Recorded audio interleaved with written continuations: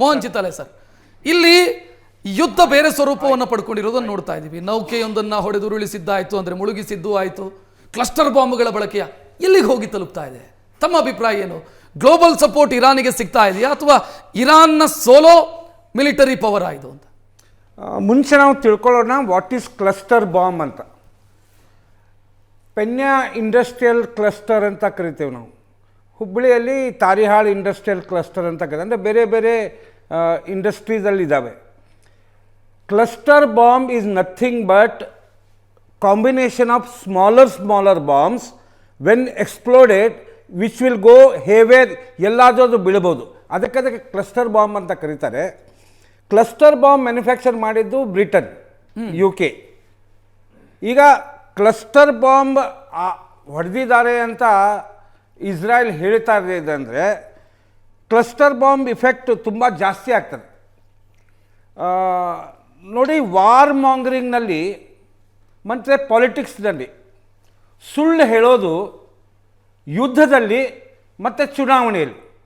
ರಾಷ್ಟ್ರೀಯ ಪಕ್ಷಗಳು ಚುನಾವಣೆಯಲ್ಲಿ ಸುಳ್ಳೇ ಹೇಳ್ತಾರೆ, ಯುದ್ಧದಲ್ಲಿ ಆ ದೇಶಗಳು ತಮ್ಮ ನೆರೆಟಿವ್ ಸೆಟ್ ಮಾಡಲಿಕ್ಕೆ ಸುಳ್ಳು ಹೇಳ್ತಾರೆ. ಕ್ಲಸ್ಟರ್ ಬಾಂಬ್ ಏನಾದರೂ ಇರಾನ್ ಹತ್ರ ಇದ್ದಿದ್ದರೆ, ಇರಾನ್ ಈಸ್ ನಾವು ಕಂಟ್ರೋಲ್ಡ್ ಬೈ IRGS, ಅದು ನಾವು ಒಪ್ಪಬೇಕು, ಆ್ಯಂಡ್ ಹೂತಿ ಆ್ಯಂಡ್ ಹಿಜ್ಬುಲ್ಲಾ. ಅಯಾತುಲ್ಲಾ ಖೊಮೇನಿ ಎಲಿಮಿನೇಟ್ ಆದಮೇಲೆ ಇರಾನ್ ಗೌರ್ಮೆಂಟ್ ಅಂತ ಏನೂ ಇಲ್ಲ. ಯಾಕಂದ್ರೆ ಫಸ್ಟ್ ರ್ಯಾಂಕ್ ಲೀಡರ್ಸ್ ಸತ್ತು ಹೋಗಿದ್ದಾರೆ, ಸೆಕೆಂಡ್ ರ್ಯಾಂಕ್ ಲೀಡರ್ಸ್ ಕೂಡ ಸತ್ತು ಹೋಗಿದ್ದಾರೆ. Now who is controlling Iran? Iran is been controlled by that 1,90,000 or 2 lakh IRGS soldiers who are the assistants of Ayatollah Khomeini.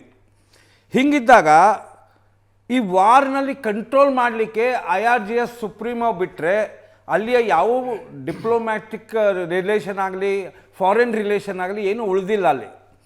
ಎಲ್ಲಿವರೆಗೂ ಅವ್ರ ಹತ್ರ ಶಸ್ತ್ರಾಸ್ತ್ರಗಳಿದ್ದಾವೆ ಅಲ್ಲಿವರೆಗೂ ಅವರು ಆಡ್ತಾರೆ. ಯಾವಾಗ ಶಸ್ತ್ರಾಸ್ತ್ರಗಳು ಮುಗಿತಾವೆ ಸರೆಂಡರ್ ಆಗ್ತಾರೆ. ನೋಡಿ, ಇರಾನ್ ಹತ್ರ ಇರೋದು 5 ಇಂಪಾರ್ಟೆಂಟ್ ಪಾಯಿಂಟ್ಸ್. ಶೆಟ್ಟಿಯವರು ಅರ್ಥ ಮಾಡಿಕೊಡ್ರಿ. ಒಂದು, there large and medium range missiles. ಎರಡನೇದು ಅವ್ರ ಹತ್ರ ಇರುವ ಡ್ರೋನ್ ಟೆಕ್ನಾಲಜಿ. ಮೂರನೇ ಅವ್ರ ಹತ್ರ ಇರೋದು ಭಂಡತನ. ನಾಲ್ಕನೇದು ಅವ್ರ ಹತ್ರ ಇರೋದು ನಾನು ಸಾಯ್ತೇನೆ ಆದರೆ ನಿನ್ನನ್ನು ಸಾಯಿಸಿ ಮುಗಿಸ್ತೀನಿ. ಐದನೇದು ಅಂತಂದರೆ ಅವ್ರ ಹತ್ರ ಇರುವ ಆ internal power which make them the warriors ಅಂತ ಕರೀತಾರೆ. ಅಂಥ ವೇರಿಯರ್ಸು ದೇವರಾಣಿಗೂ ಬೇಡ. ಆಂಟಿ ಅಮೆರಿಕ ಮತ್ತು ಆಂಟಿ ಇಸ್ರೇಲ್ ಇಲ್ಲ, ಆಂಟಿ ಅಮೆರಿಕ ಅಷ್ಟೇ ಇದ್ರೆ ಅವರು ಶಿಯಾ ಮತ್ತು ಸುನ್ನಿ ನಡುವೆ ಯುದ್ಧ ಮಾಡಿದರು. ಶಿಯಾ ಕಂಟ್ರಿಯ ಒಬ್ಬ IRGS ಸುಪ್ರೀಮೋ ಅಯಾತುಲ್ಲಾ ಖೊಮೇನಿ ತೀರ್ ಹೋದ ಮೇಲೆ 14 ಗಲ್ಫ್ ಕಂಟ್ರಿಗಳ ಮೇಲೆ ಅಟ್ಯಾಕ್ ಮಾಡ್ತಾನೆ ಅಂತಂದರೆ ಅವನ ಹತ್ರ ಲಾಂಗ್ ರೇಂಜ್ ಮಿಸೈಲ್ಗಳು ಮುಗಿದಿದ್ದಾವೆ. He cannot take on Israel and America.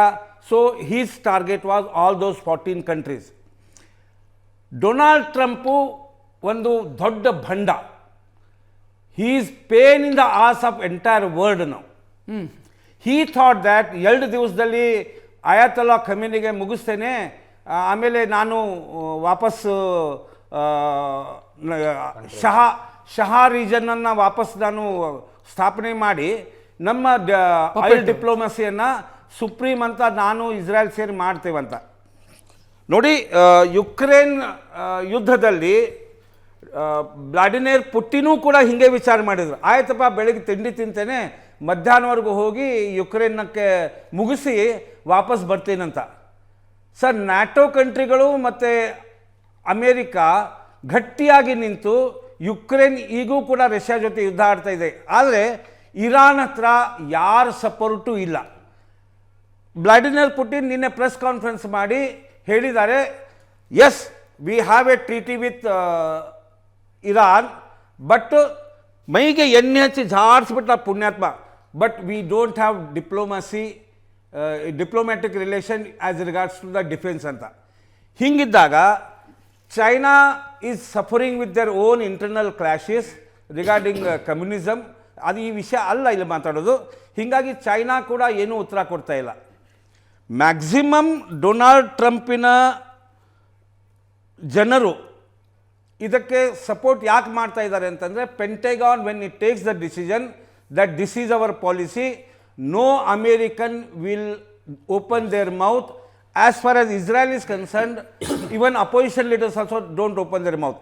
ಈಗ ಬಂದಿದ್ದೇನೆಂದರೆ when body bags will go back to America, body bags ಅಂದರೆ ಸೈನ್ಯರ ಸತ್ತಿದ ಕಫಿನ್ ಬಾಕ್ಸ್ಗಳು, the revenge activities to impeach Donald Trump will start.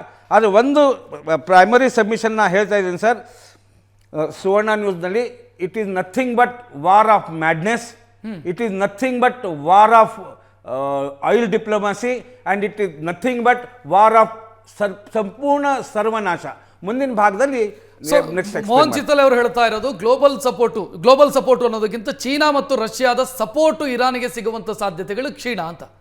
ಇಲ್ಲ IRGS ನೋಡಿ, ಜಿನಿವಾ ಕನ್ವೆನ್ಷನ್ ಪ್ರಕಾರ Ayatollah Khomeini was not president of Iran, Ayatollah Khomeini was not prime minister of Iran, Ayatollah Khomeini was the only religious leader. ನಮ್ಮ ದೇಶದ ಕೆಲವೊಂದು ವಿರೋಧಿ ಪಕ್ಷದ ಲೀಡರ್ಗಳು condolence ಯಾಕೆ ಕಳಿಸಲಿಲ್ಲ, ಎದಕ್ಕೆ ಕಳಿಸಲಿಲ್ಲ? ಕಂಡೋಲೆನ್ಸ್ ಯಾರು ಕಳಿಸ್ಬೇಕು ಸರ್? ಧರ್ಮಗುರು ಅವರು. ಮಾತಾಡೋಣ, ಇದನ್ನು ಸಪರೇಟ್ ಆಗಿ ಮಾತಾಡೋಣ. ನಾನು